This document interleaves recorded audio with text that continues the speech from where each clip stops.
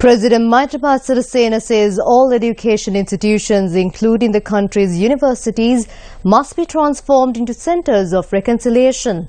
The president made this statement at an event held in Kilinochchi this morning. The German Technical Training Institute in Kilinochchi was declared open by President Maithripala Sirisena today.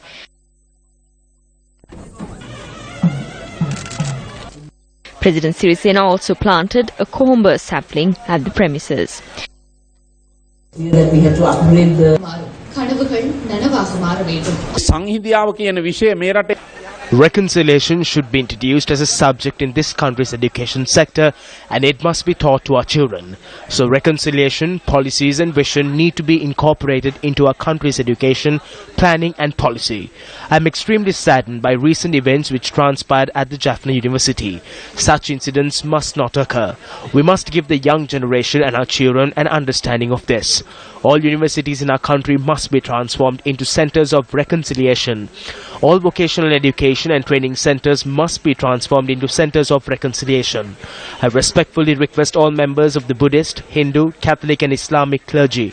I hope that they will fulfill their responsibility to national reconciliation. This cannot be accomplished by politicians alone. This cannot be accomplished by a government alone. The commitment of all the country's citizens and institutions is needed for this. President Sirisena also extended his gratitude to the German ambassador who is due to leave the country following the conclusion of his term here.